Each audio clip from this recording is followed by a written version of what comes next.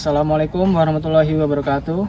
Perkenalkan, nama saya Uli Nur Hamzah dengan NIM 857029468. Program studi PGSD dari Universitas Terbuka Seperti Banyak.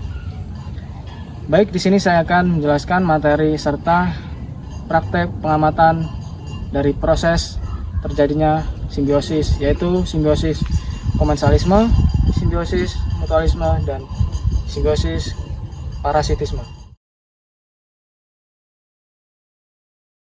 Saya akan menjelaskan proses terjadinya simbiosis komensalisme. Simbiosis komensalisme adalah hubungan antara dua makhluk hidup di mana salah satu diuntungkan dan lainnya tidak diuntungkan maupun dirugikan.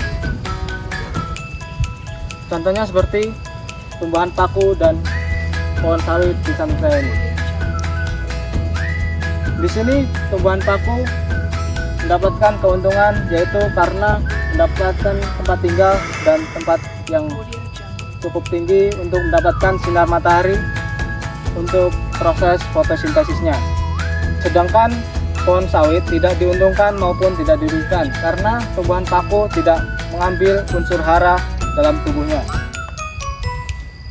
Jadi kesimpulannya, tumbuhan paku mendapatkan keuntungan karena ia mendapatkan tempat yang cukup tinggi untuk mendapatkan sinar matahari, yaitu untuk proses fotosintesis, sedangkan pohon sawit tidak berpengaruh apa-apa untuk pertumbuhannya karena tumbuhan paku tersebut tidak mengambil unsur hara pada tubuhnya. Bisa kita lihat buah pohon sawit, pohon sawit tetap subur walau ditumbuhi tumbuhan paku.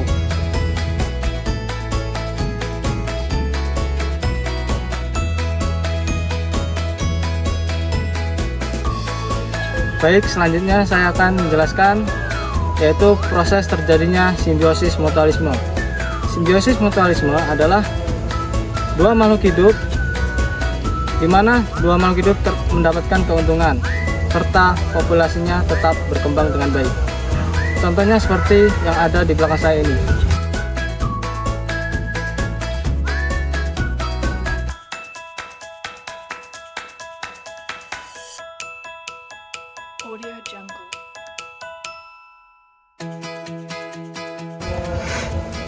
Di sini semut rangrang memanfaatkan tumbuhan sebagai tempat untuk membuat sarang sehingga mereka dapat hidup dengan aman dan terlindungi dari ancaman predator. Sebagai gantinya, semut rangrang membantu melindungi tumbuhan dari serangan hama atau hewan lain yang dapat merusak bagian dari tumbuhan kopi seperti daun dan batang. Dengan adanya semut rangrang, tumbuhan menjadi lebih sehat dan terhindar dari kerusakan akibat serangan organisme pengganggu. Oleh karena itu, hubungan semut rangrang dan tumbuhan kopi juga digolongkan ke dalam simbiosis mutualisme, yaitu yang sama-sama menguntungkan kedua belah pihak. Baik teman-teman, selanjutnya saya akan menjelaskan mengenai proses terjadinya simbiosis parasitisme. Simbiosis parasitisme adalah hubungan antara kedua makhluk hidup di mana satu makhluk hidup mendapatkan keuntungan dan lainnya mendapatkan kerugian. Contohnya seperti pohon alpukat dan benalu yang ada di belakang saya.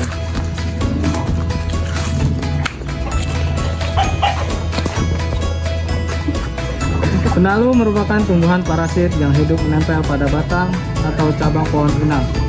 Benalu menyerap air dan zat makanan dari jaringan pohon alpukat melalui akarnya yang masuk ke dalam batang pinang.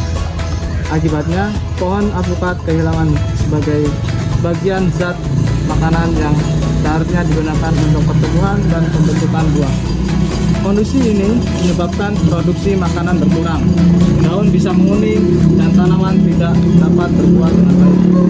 Sementara itu, benalu memperoleh seluruh kebutuhan hidupnya dari pohon pinang tanpa memberikan manfaat apapun sebagai balasannya. Oleh karena itu, hubungan antara pohon alpukat dan benalu tersebut termasuk dalam simbiosis parasitisme. Jadi, kesimpulannya, Benalu diuntungkan karena mendapat makanan dan tempat tumbuh, sedangkan pohon alpukat dirugikan karena kehilangan nutrisi dan kesehatannya terganggu.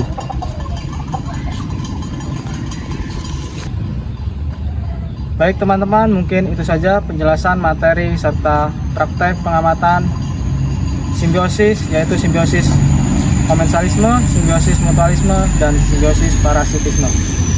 Mungkin jika ada kesalahan dan kekurangan saya dalam pengucapan maupun dalam pemaparan video, saya mohon maaf.